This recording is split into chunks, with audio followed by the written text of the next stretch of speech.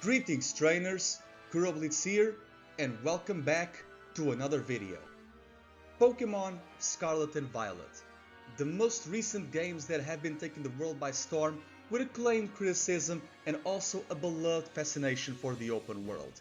This is a game and a generation that has been taking a lot of risks and a lot of liberties. One of them being Ash Ketchum, the beloved protagonist of the Pokemon anime series, not being with us anymore. But what if he was? What if there was one more story to tell? This is what I'm here to offer you today and for the oncoming weeks. What if there was a Pokemon Scarlet and Violet series? Just to remind people that this is a non-profit fan-based project and Pokemon belongs to Game Freak, Nintendo, the Pokemon Company International, etc, etc. If you want to support all of this series in the future, make sure to leave a like, comment, share the video, and don't forget to hit the subscribe button. So there you have it, folks. This is going to be Pokemon the series Scarlet and Violet. Today's episode is going to be a double-length feature. So without further ado, let's get it started.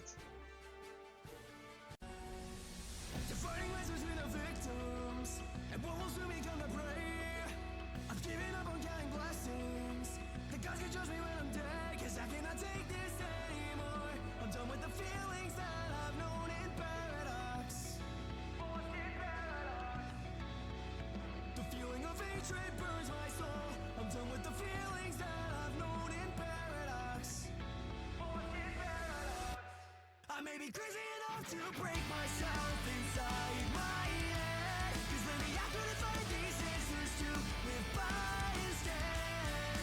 Some will call it giving up, I just call it getting lost in my own revenge, burning out and fading away. I feel my eyes, they're paralyzed, beyond the path of civilized. Drown me out, what was once what I had, burn me out of my misery, down to the ashes, ashes, we all fall down to the ashes, carry on, I've been gone from a place where I belong, 'cause I cannot take this anymore, I'm done with the feelings that I've known in paradox, the feeling of hatred burns my soul, I'm done with the feelings that I've known in paradox. Episode 1.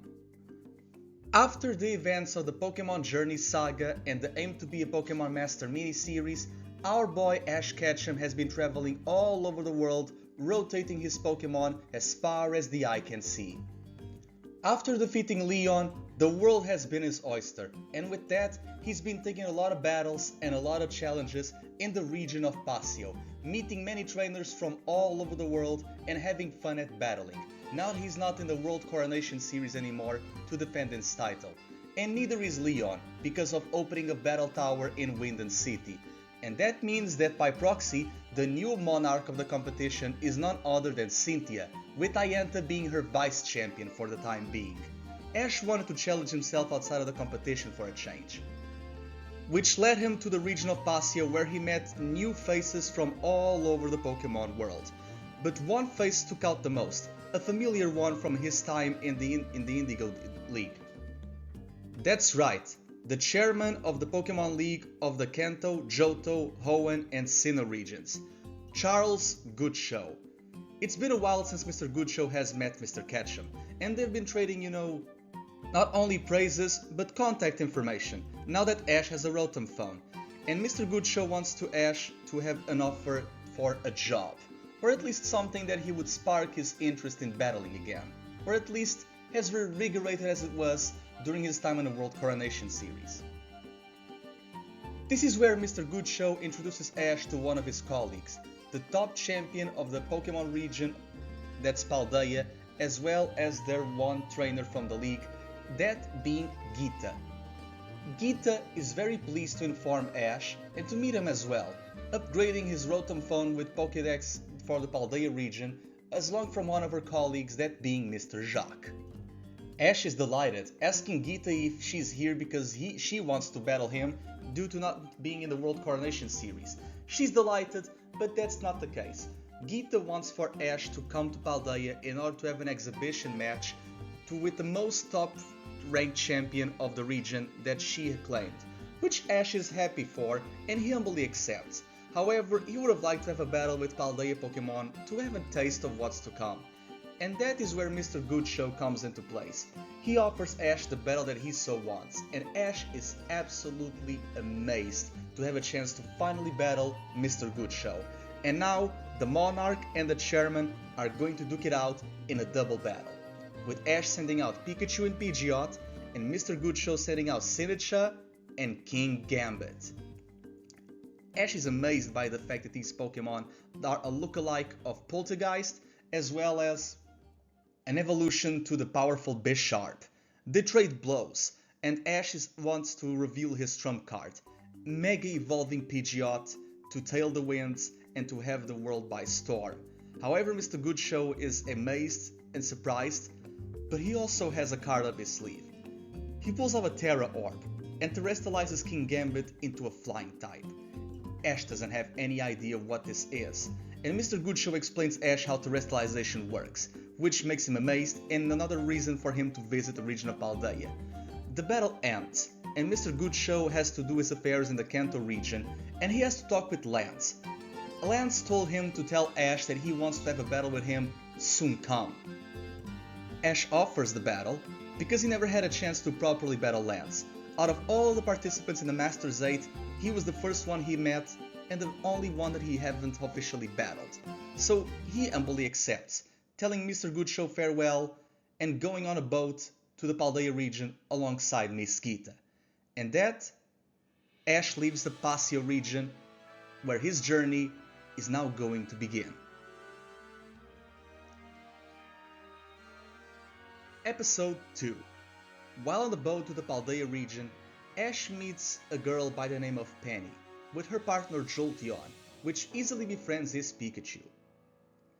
Penny asks of Ash if he's the actual world champion, to which he says yes, and she's amazed by that, telling him that her father was once one of the champions of the Galar region, and that makes Ash absolutely amazed and starts filling Penny with a lot of questions that she doesn't really want to answer for the time being, which he respects. He tells her what is he going to Paldea for, to which he tells that she's going to return to school after a long-term sabbatical due to personal reasons, and Ash asks, a school? Like the one from Alola in Melee Melee? Well, yes, but not quite. It's a bigger and much larger school with a lot of projects, one of them being the treasure hunt. The treasure hunt? Team Rocket hears from the background. They think it's something about more personal, and they want to try to tail Penny in to see what she can grab information from her. But Ash is having none of that, so the twerp thunderbolts and they blast off again to the ocean, but they want to go to Paldea to see what this kind of treasure hunt could be. And Penny informs Ash of what exactly entails, and he's excited, telling her that he might want to go on one of his own to try to seek out the meaning of what it truly is to be a Pokemon Master in order to befriend every species in the world. Penny sighs, saying that it's a daunting and a foolish task, but Ash was always one to accept a challenge, which reminds her of her father in a way, always so stubborn-headed.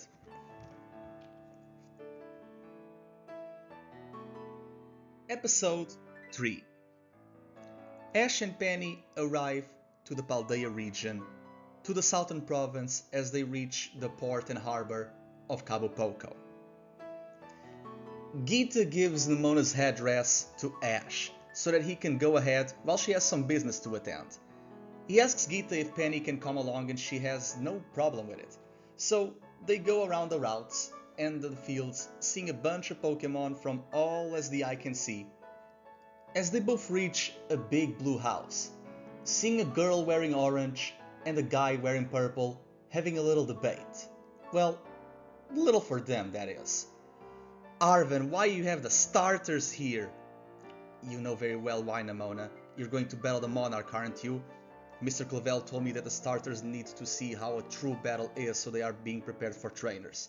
Why can't I just battle them? Nemona, they're babies. And excuse me, are you the one that I need to fight? Ash asks, with Penny sighing yet again. They recognize Ash as the world champion, and they are very amazed. And Nemona says, "Oh yeah, I'm the new top champion. Gita told me everything about me. Do you want to battle? You want to battle?" Like, Jesus, girl, chill out, please. Everyone needs to come to the beach to see the match first and foremost. Ash is delighted to meet all of these people, introducing himself from Palatown as always with his partner Pikachu, and he meets the starters, that being Sprigatito, Quaxly, and Fuecoco. Oh, so these are the ones that you are given in the region. Very interesting choices, may I say. Both Nemona and Arven recognize Penny, but they don't say much, as she was just a passerby and a wallflower while in the academy, telling her if she already decided which dorm she wants to attend. To which Penny reclaims that she is going to stay in the Mazana dorm for the time being, and I'm like, Mazana? Dorms? Ash questions. What do you mean by that? To which Penny says that the school has 3 dorms. The Mazana dorm is for people who don't have a uniform and they still want to decide if they want to go to the Scarlet dorm or the Violet dorm. He is amazed by the fact that there are dorms, to which Ash says, "Oh, I thought it was one for guys, one for girls, and one co-ed." "None of that, Ash," says Arven. The Manzana dorm, or the Hamber Hall as we say, it's for people who are still deciding on which career to take as a Pokemon trainer. We in the Violet dorm are practitioners, people who want to be rangers, breeders, and connoisseurs, and anything that has nothing to do with mainly battling, they come here to test their skills. While in the Scarlet dorm, where Nemona is, it's primarily battling. It's for challengers, people who want to take on gyms, they want to face battle facilities. And Nemona says, "Not just that, we want to bring contests here too. I mean, have you seen how terrestrialization works?" They are talking and they're very amazed, and they easily befriend each other on Nemona's house, waiting for the next day so that all the students of the Mesagosa Academy can finally see how 2 champions duke it out. And that leads to the following one. Episode 4. This is where the battle begins. All of the students are in the beach beside Nemona's house, as they want to see Ash against her, the world monarch against the top-ranked champion. They use all the Pokemon they have on their disposal, with the final ones being Lucario and Tauros, Blaze Breed. They have a great fight of fighting-type Pokemon, with Aura Sphere and Flame Chargers all out of the wazoo. However, something happens. The moment Ash is to Mega Evolve Lucario and Nemona is to Terastalize her Tauros into a Fire type, they hear a rumble in the nearby vicinity. They see a bunch of Houndoom and Houndour leave in a pack from the Inlet Grotto, a little cave nearby the seashore side of the beach. Gita informs that it's dangerous to go alone, but Ash says, "No worry, I got this. If there are Pokemon in trouble, I need to help them out." Always the gentleman and the will-spirited hero. So he goes to the Inland Grotto and he sees something.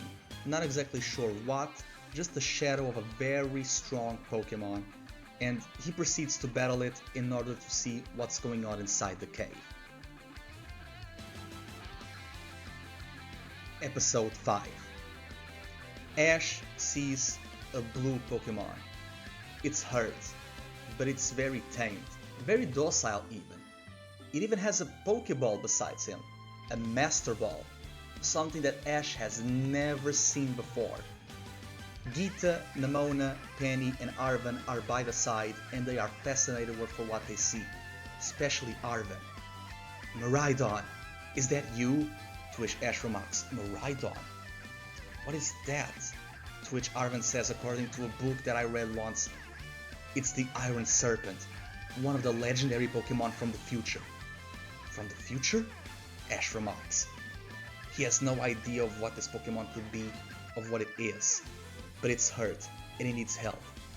Ash has nothing to offer him except for onigiri that he wanted to have for lunch. He gives the Pokemon the rice ball and his spirits are a little bit revitalized. But this Pokemon wasn't the one that caused all of the harm and all of the pack to, leave. It was a giant, monstrous Pokemon.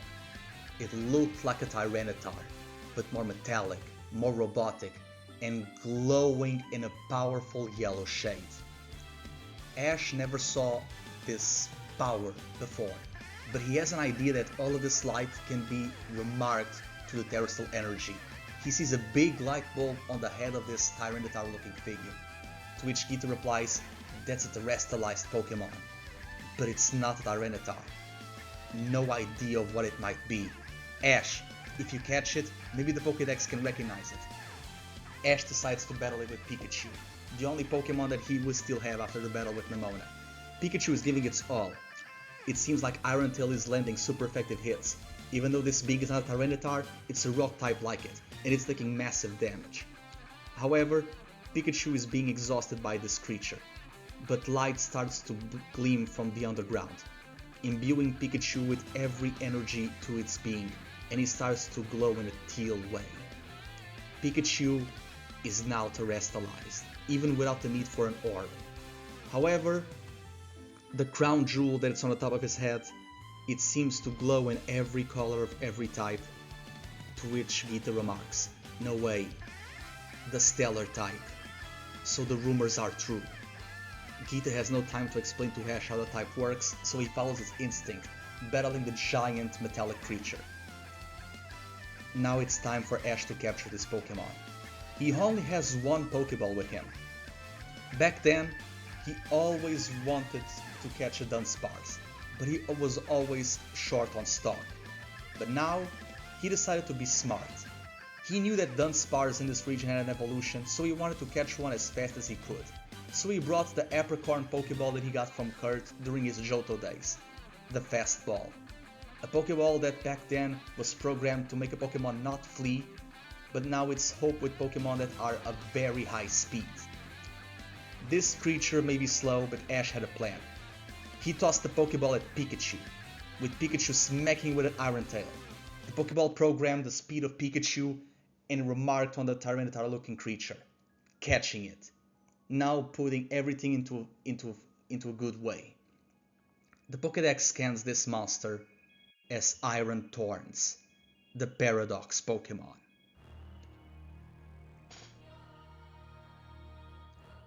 Episode 6. Arven decides to take Geeta, Ash and everyone else to the laboratory that his parents once worked in the southern province of Paldea, nearby a lighthouse, where he has all of the information about this creature named Miraidon and the paradox known as Iron Thorns. It was a research from his father, Professor Turo, who was fascinated by Pokemon of the future, while his mom, Professor Sada, was fascinated by Pokemon of the past and all ancient relics associated with them. Geeta informs Arven that she already knew of this, but she wanted to hide it from the people until the situation was controlled, but it seems too dire to try to hide anything. Paradox Pokemon are leaving Area Zero to a drastic degree. They are going to the tunnels and appearing in raid dens, terrestrialized by the power of what lies beneath. She and her Glamora have been taking control of the situation for a long time, but now it seems like even her as a champion cannot do everything on her own. She needs a task force to raid these Paradox Pokemon. But for these battles, a group of 4 people is needed, to which she asks the help of Ash, Nemona, Arven and Penny to deal with the situation, to become her own personal Paradox Busters, to catch Pokemon from all over the region, to Sentinel, to patrol it on her behalf. Ash says that whatever Pokemon needs help, he will do it. He has experience with it by catching Ultra Beasts for the Aether Foundation, and he is gladly to accept, to which Geeta says remarkable, and she asks Ash if he can have his Miraidon and also Iron Thorns. Ash can give her Iron Thorns all willingly, but Miraidon is very agitated. They cannot really pinpoint as to how or why, to which Geeta says, "Very good then, you can keep Miraidon if that's the case. You will probably find the other one. Arven, I'm pretty sure that you know." "Correct. Koraidon, the Winged King. They used to be together while in Area Zero with my parents. The other one might not be far too off from here. We need to see where they are." "Very good then," Geeta remarks. "If that's the case, I see that you found your treasure hunt project. To which Ash says, yes, I'm gonna heal Miraidon back to full health. Arven says, well, if that's the case, I'm going with you. There are some herbs called Herba Mystica that I need to find for a very special good friend of mine. They're all healed for all wounds, so I need to see where they are. Penny says, if that's the case, I'm going too. There are some issues and people that I need to meet around Paldea. I will need all the help that I can get. If I'm traveling with 2 champions, well, I don't like to use people in this way, but it's the best of the worst situation. They're a little bit confused, but they just let it slide. And with this, the starters associate with the trainers, with Fuecoco going to Arven and Sprigatito going to Penny. Quaxley is very associated with Nemona for the time being, to which Nemona says, wait, Miss Kita, if I help you out here with this, can I have the chance of taking your spot? There are several champion rank trainers in the region, but only one top, and that's you. I want to succeed you the best way I can. That's fine, Nemona, but if that's the case, you need to re-challenge the gyms. You need to rematch them with their full teams and their all-powerful one Pokemon, not the ones that they test the newbies. You're not a newbie anymore, so I think you can deal with the case. Of course I can, Nemona replies. Besides, I have Ash with me. I'm going to get some champion level training no matter what.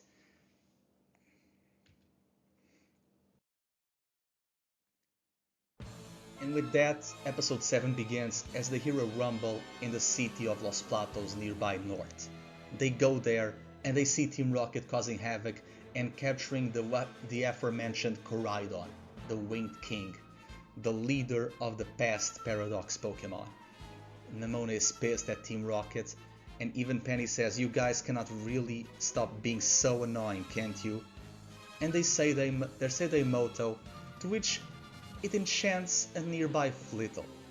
Flittle is very enamored with Jessie, and decides to join her team, and now with Jessie having 2 psychic Pokemon.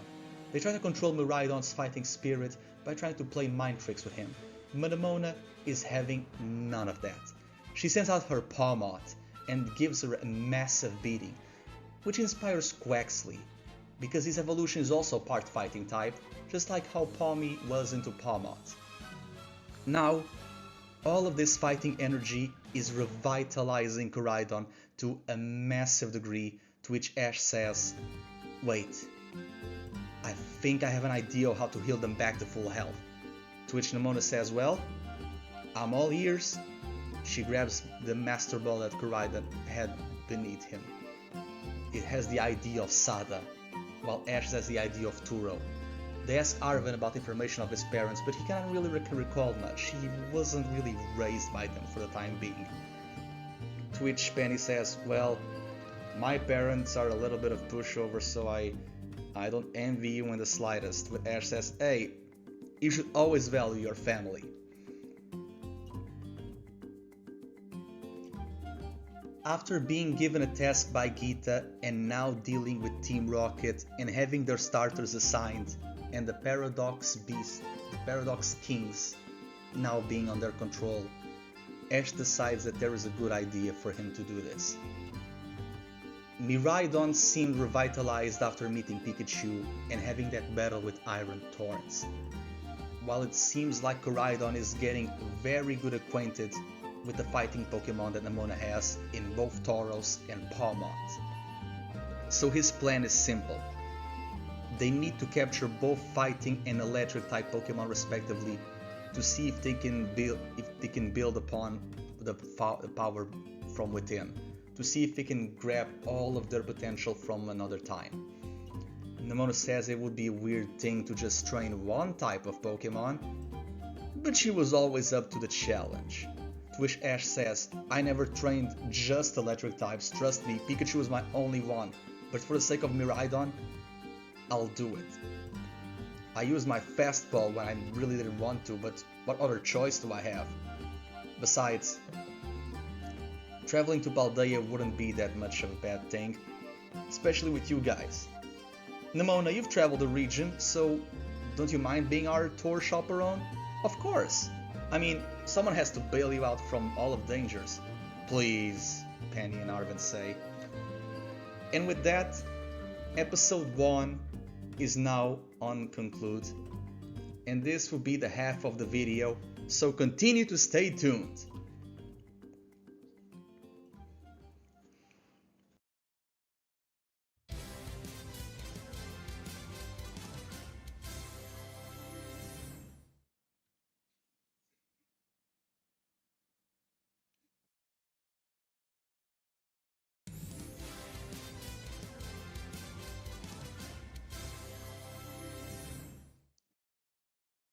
Episode 8. While Ash is still training his Pokémon, there is a wild Wattrel that gets extremely fascinated by his Pidgeot, wanting to fly and learn new moves as well. And this interests Ash. Well, I never saw an electric bird before. Not this early in my journeys at least. Ash asks Wattrel if he wants to join him, which Wattrel happily accepts. It means that they can be nearby Pidgeot more often, and Ash catches this Pokémon, but not before it has a squirrel against a Toad School, a lookalike of Tentacool from the Kanto region. This Pokémon is being very infatuated with James, trying to strangle him like all of the other grass types once did. This Toad School is battling Wattrel and getting a massive beating from the flying type to the grass, but having an immunity to the electric because of the ground characteristics. It seems like this Toad School was escaping a group of Capsakid after stepping on them after running like a maniac. A normal thing to do, and Toad School defeats all Capsakids except for one with the help of James. James and Ash ally forces to defeat this powerful Capsakid, with James capturing them and subduing to his will. Toad School is happy and decides to join James too, which Ash is happy for the guy. For a change. Which Wattrel and Pikachu are both surprised, but they kinda understand the situation. This is just a side note. I know that Capsakid and Toad School are Pokemon that Arven has in the games, but his team is going to be completely different here, so there's that. I feel like giving these two to James would be cool, to the point where, you know, he has 2 grass types and Jessie has 2 psychic types in Flittle and Wobbuffet. Continuing on to episode 9. This is where things are going to get very interesting because they finally reach Masagosa City. Upon arriving to the Masagosa Academy, Ash and the others meet the principal of the academy and the headmaster of the Violet Dorm, Mr. Clavel, and the vice principal of the school and the headmistress of the Scarlet Dawn, Miss Time, the math teacher, the former gym leader of Mount Navera, and one of the people that Nemona had to battle. It's kinda ironic how the person that Nemona defeated is now the one that gives her grades. It's funny. But the school is now on peril, has a giant bombardier terrestrialized into the rock type. It's throwing boulders from Area 0, the Grand Crater of Paldea, onto the academic building. This is no joke. They have no idea why this Pokemon is so big and why on a big frenzy, to which Arven says, that's the Open Sky Titan, the one that guards the bitter Herba Mystica. But if they are here, it means that they are not on their place. They used to be on Mount Spiga by the west of the region. Why are they here? They have no time to ask questions. Clavel sends out his Rapska in order to control the falling debris, as well as his Goldango, which he terrestrialized into a water type in order to defeat the powerful rocks that Bombardier is throwing. This is the perfect opportunity for Arven to try to catch this monstrous being of a Titan. He tosses a Pokeball and he succeeds, much to Clavel's help. Clavel asks Arven if he wants to keep the Titan Pokemon or if he wants for him to have it for safekeeping, to which Arven says, well, if I could tame this Titan, we could travel to the region a lot faster. I would trust you, Director, but I feel like this is a challenge that I need for myself. I need to find the Titan Pokemon. They've been disappearing, and the Herba Mystica are nowhere to be seen. To which Miss Time says that's correct, and she sends out her Pokemon, Cloth. This Cloth used to be the Titan of the Stony Cliff to the east of the Academy, but they returned to the regular size. It seems like Bombardier was the only Titan left in the region. The other ones are either missing or they scaled down.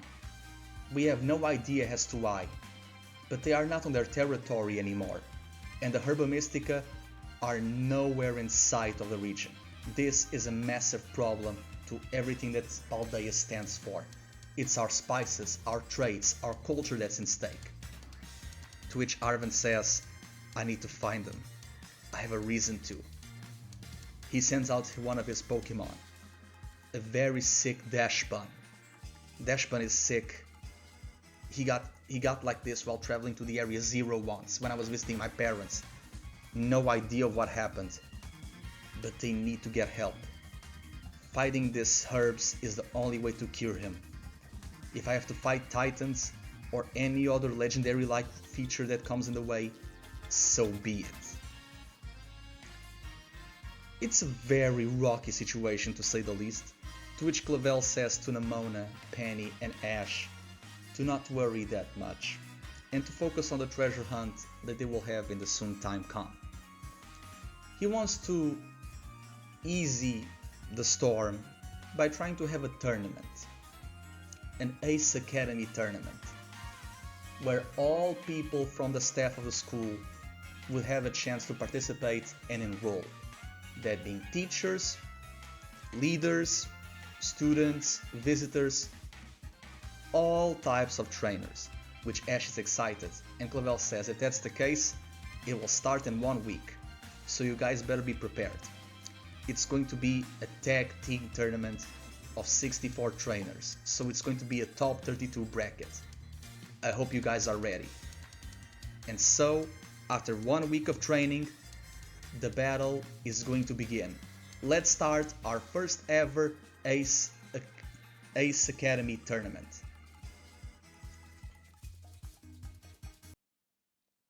Episode 10.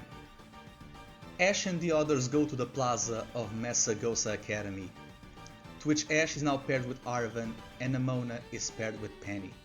For the top 32 of the tournament, Ash and Arven are going to battle Elekis and Homa. They have the evolved forms of Sprigatito and Quaxly in Floragato and Quaxwell. They are very apprehended about this battle because they never had a chance to be together before, but neither had Ash and Arven, so it will be a test for both duos, with our protagonists coming out victorious. And in the other round, we see Nemona and Penny battling Juliana and O'Hara, with the Dunsparce and Crocolore. Ash is very envious that he never had a chance to actually battle the Dunsparce, but he sees how this creature is, and after that, the duo also wins, much to the fact that Nemona kinda blitzed through a wall with the other two girls. They sadly didn't have a chance. Ash at least is more spirited by using Motrol. Nemona just used her ace from jump. This girl doesn't... Yeah. Let's go back to another episode, shall we?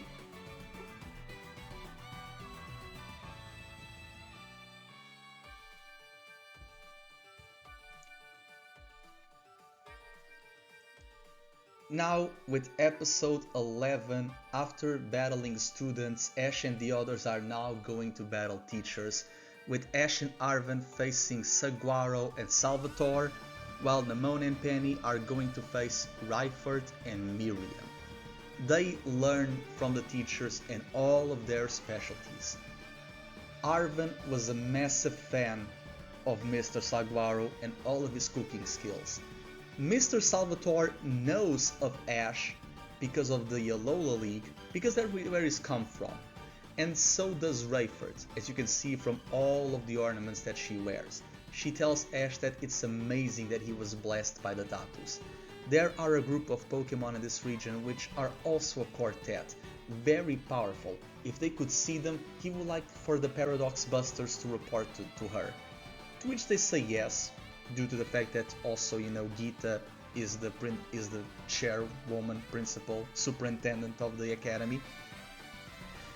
We also see Miriam, who's on her arc in terms of, trying to actually become an actual instructor and not just, the nurse of the school infirmary. But after meeting the teachers and battling all of their Paldea Pokemon that they have to offer, they would, win the top 16 of this tournament and they would go to the top 8, where things are going to get a little bit more intense.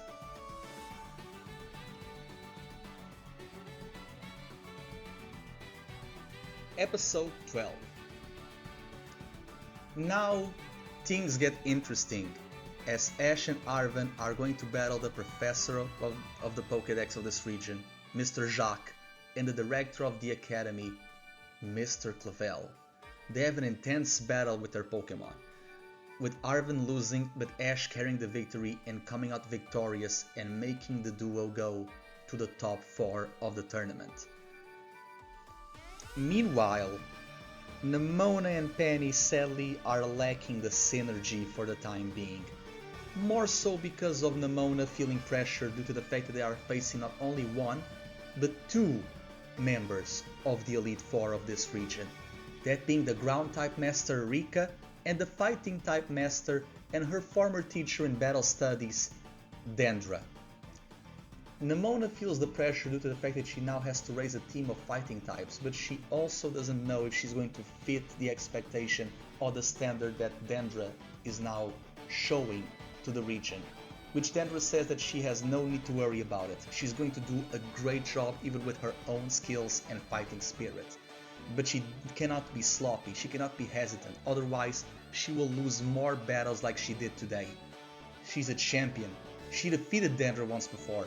She cannot have any doubts on her head.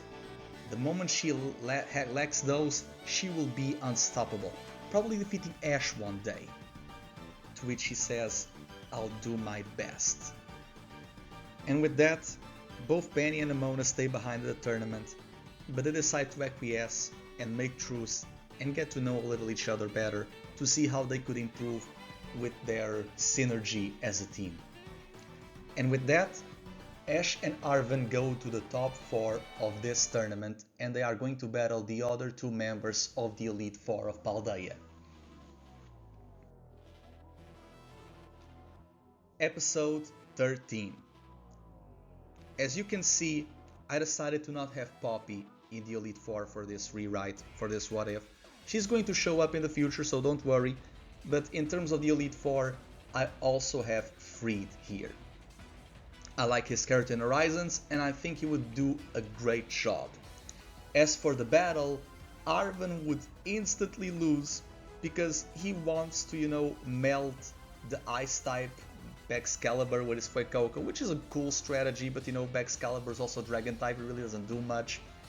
And Fuecoco is a fire move on a Pokemon with Thermal Engine. So the ability kicks in, it powers up Excalibur and gives the lesser reptile a massive beating. The battle continues with Pikachu and Freed's Unpheasant. Freed in this reality is a pilot and also a flying type expert, replacing Larry. Larry will only be a gym leader, but he's going to be a very powerful one, like Volkner is for the Sinnoh region. He's Elite Four level, he didn't took the job because Freed took the job for him. Kinda like Flint in a way. They do meet on the Treasure Eatery from time to time, but that's besides the point. Freed is battling Ash. His Unpheasant is very massively powerful. He's taking good hits from Pikachu, but he's not going out without a fight. He's using both Detect and Night Slash, moves that Freed saw Ash's Surfetch use in the World Coronation series, to which Ash is flattered for the fact that someone else is trying to copy his moves, but copying can only go thus far. Ash pulls the Terra Orb that Kita gave him and all of the other members for the raids, and terrestrializes Pikachu into the Stellar type. Freed is amazed, believing he was the only one to actually have that power. Not even Miss Gita has it. He pulls off his Terra Orb and terrestrializes Unpheasant as well.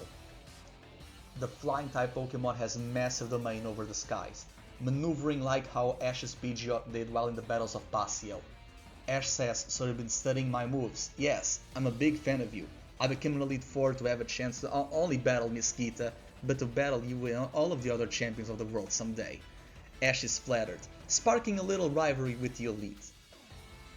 And with that, the match sadly comes to a close, with Freed winning by a hair.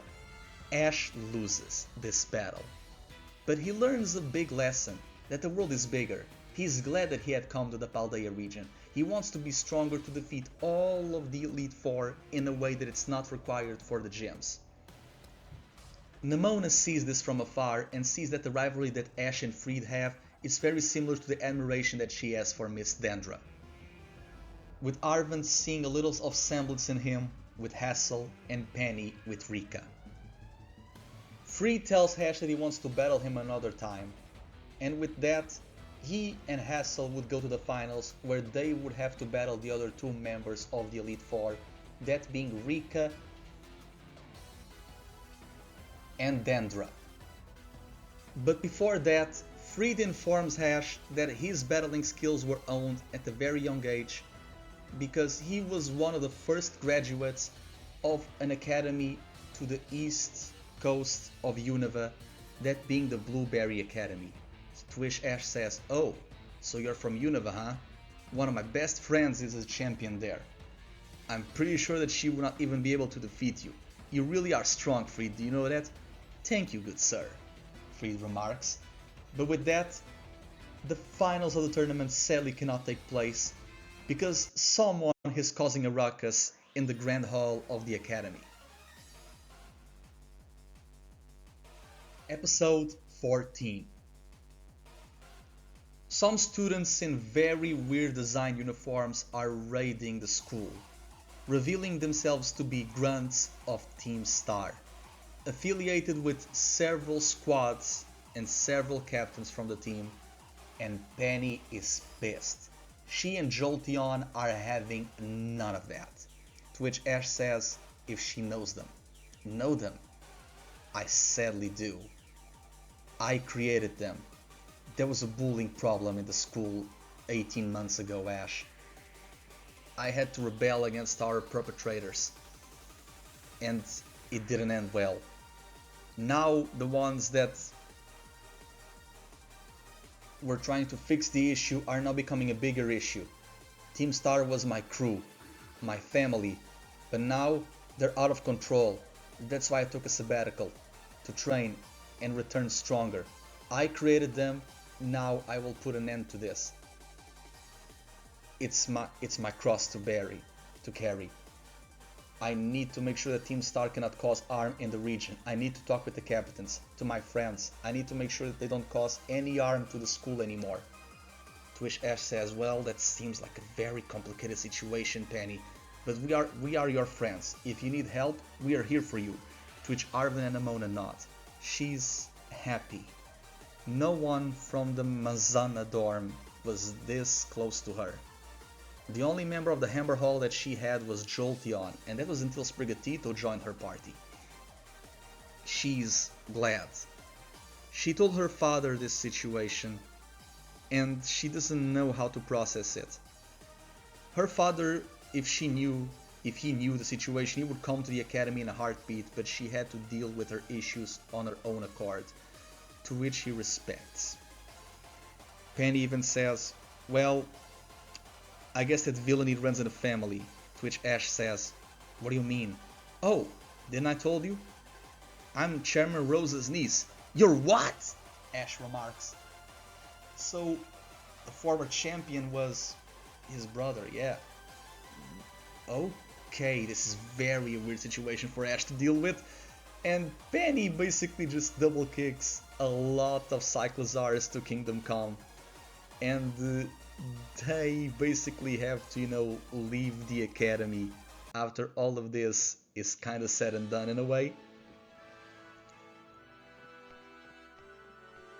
And after dealing with the grunts of Team Star, the group basically gather in the vicinity of the academy, and they vow to each other what they want to do in this treasure hunt. The Paradox Busters, alongside Koraidon and Miraidon, they solemnly swear to make their best for their duties. Ash to become a Pokemon Master, Nemona to become the next top champion after Gita, Penny to defeat her friends from Team Star, and Arven to see where the Titan Pokemon now live and to heal his Dash Bun with the Herba Mystica. The crew is set. The Paldea journey, after 14 long episodes, is now going to finally start. They are going to find their treasure.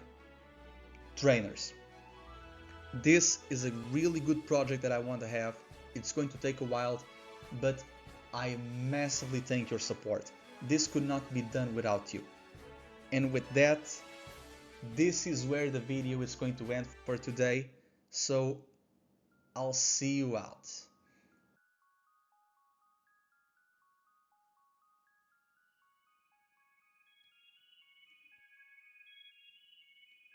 So what you're saying, Gita, is that the Iron Serpent and the Winged King are now with the visiting champion and your protege?